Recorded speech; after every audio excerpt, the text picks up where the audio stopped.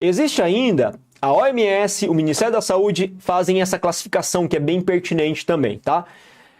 Como que é classificado a insegurança alimentar na questão da alimentação saudável, enfim, né? Daquilo que é necessário para o meu organismo ele sobreviver, ele viver bem. Existem 3 níveis, o leve, o moderado e o grave. Quando a gente fala do nível de insegurança alimentar leve, é quando existe uma certa preocupação e incerteza quanto ao alimento no futuro. Ou seja, galerinha, a grosso modo aqui, vamos voltar para mim. Significa que esse alimento eu tenho hoje. Daqui a uma semana eu consigo me alimentar ainda. Eu tenho uma quantidade que pode me saciar durante um intervalo de tempo, só que eu me preocupo para o futuro. Será que eu vou ter alimento para sanar as necessidades da minha família daqui a um mês? Então essa preocupação gera uma insegurança com relação ao meu futuro alimentar e da minha família. Além disso, nesse nível leve é quando existem já substituições. Vocês estão observando que muita gente, pode ser o seu caso, mas não necessariamente você se enquadre dentro dessa classificação, mas você em algum momento, ou algumas famílias em alguns momentos, fazem substituições. Olha, eu vou substituir agora a proteína animal que era baseado na minha alimentação, a carne de frango, porco, por ovos. Eu vou substituir a carne vermelha por carne branca ou carne de porco.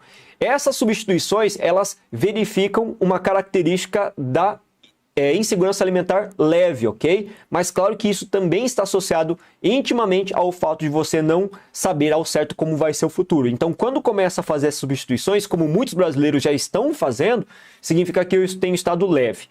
O segundo grau é o moderado, como eu comentei para vocês. Daqui a pouco eu coloco o slide novamente para vocês aqui. O moderado é quando existe uma redução que é qualitativa.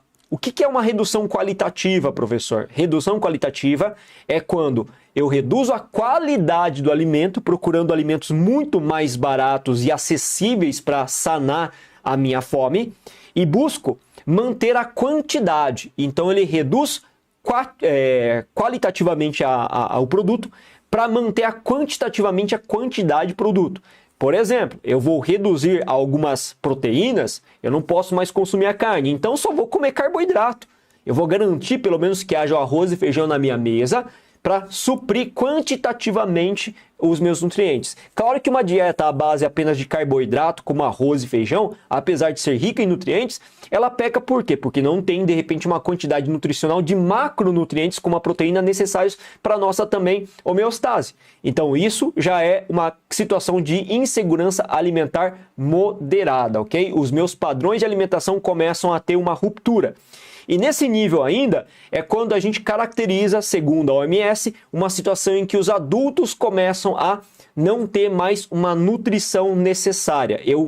Eu acabo, como pai que sou, como homem de família, chefe da família, assim como minha esposa que é, eu passo a suprir as necessidades das minhas crianças em detrimento à minha necessidade. Então eu faço com que eles se alimentem bem, embora a minha situação nutricional seja um pouco mais precária.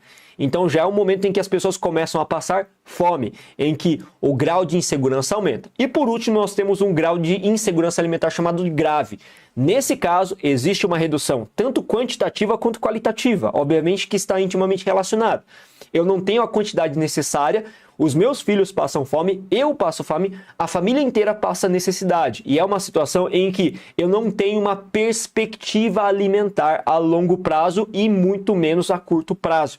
Ou seja, é aquela situação, galera, em que eu garanti o café da manhã, consegui comer o café da manhã com pão duro, que seja, alguma coisa nesse sentido, supri e saciei a minha fome naquele momento, mas eu nem sei sequer, faço ideia do que eu vou comer no almoço.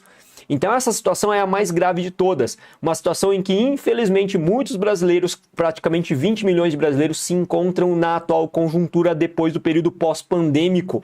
Ou seja, 20 milhões de brasileiros atualmente não têm a mínima condição de suprir as suas necessidades nutricionais básicas, estando submetidos a uma situação de risco sanitário, risco de saúde, risco alimentar, desnutrição, além de diversos outros distúrbios alimentares que podem inclusive ocasionar em óbito. Cara, é muita gente. Se você for pensar em 20 milhões de pessoas, galera, se o Brasil hoje tem cerca de 213 milhões de habitantes, alguma coisa em torno disso, a gente pode constatar aproximadamente que 10% não, perdão, não tá certo.